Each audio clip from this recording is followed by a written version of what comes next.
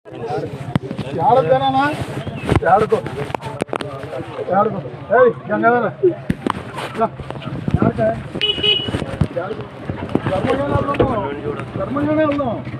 దాకా ఎంత కష్టపడేమో ఇంకా కష్టపడతాను నేను.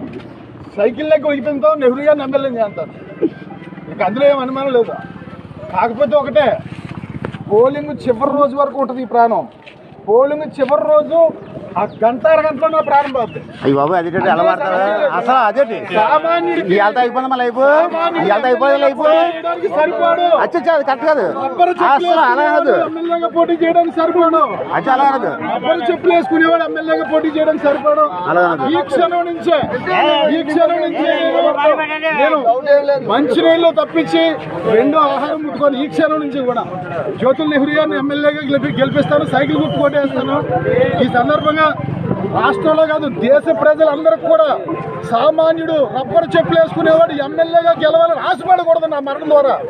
ఇది పోలింగ్ చివరి రోజు వరకు దేవుడు నాకు ఎంత శక్తి ఇచ్చాడో అంతా కూడా నేను పోరాటం చేస్తాను. పవన్ కళ్యాణ్ గారు, చంద్రబాబు నాయుడు గారు తీసుకున్న పొత్తు నిర్ణయాన్ని గౌరవిద్దాం, సైకిల్ గుర్తు కొట్టేద్దాం. జగ్గంపేట నియోజకవర్గంలో జ్యోతుల్ నెహ్రూ గారిని అత్యధికమైన మెజార్టీతో గెలిపిద్దాం. జై సైకిల్ గుర్తు.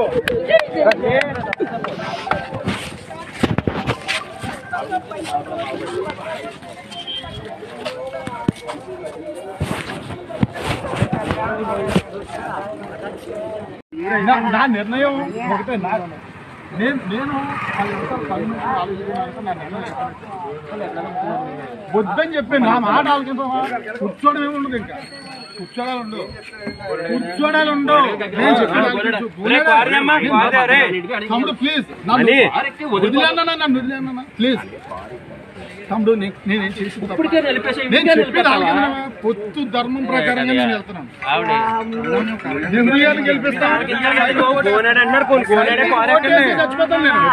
సైకిల్ ఓటేసి వరకు బతికే ఉంటుంది.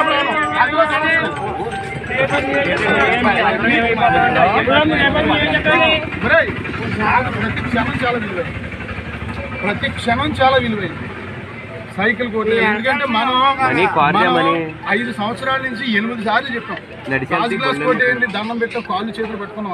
అందరూ గ్లాస్ వేద్దాం అనుకుంటున్నారు. మనం ఇంటింటికి నియోజకవర్గంలో ప్రతి గడప ఎక్కి సైకిల్ కోటేయండి, నెహ్రూ గారిని గెలిపించడం నేను చెప్పాలి. నా నోటితో నేను చెప్పాలి అంతే. నా ధర్మం అది. తర్వాత పోలింగ్ చివరి రోజు, ఆ రోజుతో ఇంక మన చరిత్ర ముగింపు. సామాన్యుడు అనేవాడు, రబ్బరు చెప్పులు వేసుకునేవాడు, పేదవాడు ఎమ్మెల్యేగా అనే ఆలోచన రాకూడదు మళ్ళీ మైండ్లోకి.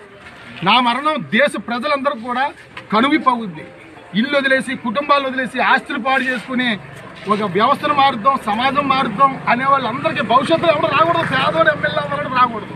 ఎమ్మెల్యే గెలాలంటే ఒక 200-300 కోట్లు ఉన్నవాడే రావాలి. మళ్ళీ చెప్పులు వేసుకున్నవాడు, రబ్బర్ చెప్పులు వేసుకునేవాడు, ఏదో చిన్న సిమెంట్ రేకులు ఇంట్లో ఉన్నవాడు, ఒక ఎకరం పువ్వు ఉన్నవాడు ఎమ్మెల్యే మనకి బుద్ధి లేకనే. నాకు ఆలోచన రావడమే తప్పు. పేదవాడిగా పుట్టడం నా తప్పు కాదు. పేదవాడిగా పుట్టిన వాడికి ఎమ్మెల్యేగా గెలవాలి, వ్యవస్థను మారుద్దాం అనుకోవడం తప్పు. నేను చేసిన తప్పు అది. నా తప్పు ప్రపంచంలో ఎవడు చేయకూడదు, దేశంలో ఎవడు చేయకూడదు. నా తప్పు అదే నేను చెప్పేది. సైకిల్ కోటేయండి, మళ్ళా సామాన్యుడు ఎవడో కూడా